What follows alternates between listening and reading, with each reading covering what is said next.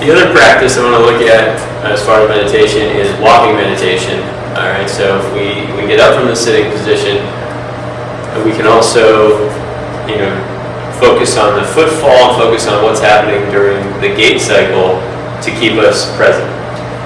All right, so I like to break this down into how you would normally want to walk. So you can do walking meditation, just focusing on how your foot lands and whatever is your normal gait pattern. But we might as well turn this into a lesson on how you should use the foot during gait to better balance out the hips and up the chain. All right, so we're going to look at this as we move the ball out of the way here, as we want to strike down with the heel and then roll up onto the big toe. The hands can be palms up, close to the body. You can have them behind your back. I like to keep them in front of the body again. This external rotation, shoulders back, crown of the head going to the ceiling. And then just focusing on the control of rolling up onto the toe, striking through the heel, rolling up onto the toe, striking through the heel. So that is the focus and the object of this meditation. And the slower the better. Heel strike outside of the foot, roll over onto the great toe. And even with the turns, they're very deliberate. Feeling the pivoting going on through the foot, squaring back up and repeating. Strike through the heel, feel any balance waivers, roll through onto the toe, and then repeat the cycle. And the focus is just on the feet initially. Just like when we were sitting, the focus was on the breath, the focus is just on the feet, and we're just trying to stay present with it.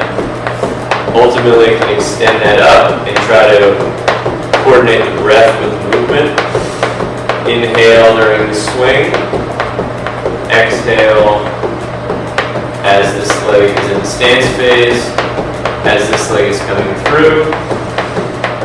I'm inhaling once the heel strikes down. I'm exhaling. And so on. So you would delay the motion even more to match the breath. And then again, like we were doing in sitting, focus on any sensation you might feel in your body. So what does the cold mat feel like under my feet? How does it feel to have my shoulders hanging?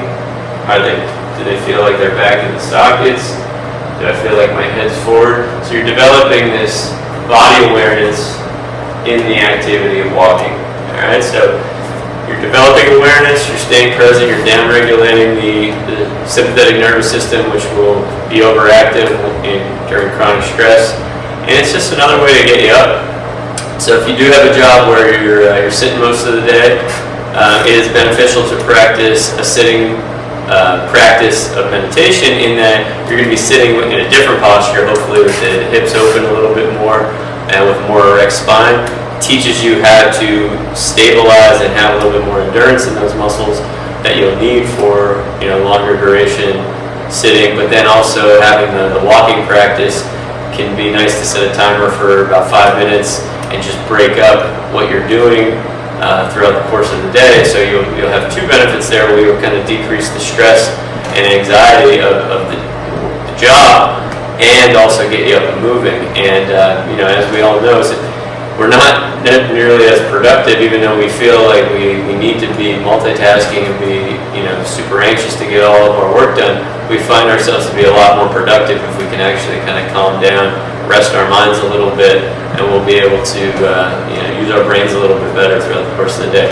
So I've found these practices incredibly helpful in my life, in my movement practice, and well beyond that. So I felt this was important as a strength and conditioning, but also a healthcare professional to do a video on this. And please send me any comments. If you're in you already have a meditation practice and you want to throw some critiques out there, feel free. The thing I love about the practice of meditation from a Buddhist standpoint is that there is non-judgment involved in any of this stuff. So discussion is always up there, but we'll leave the judgments out of it. See you next time.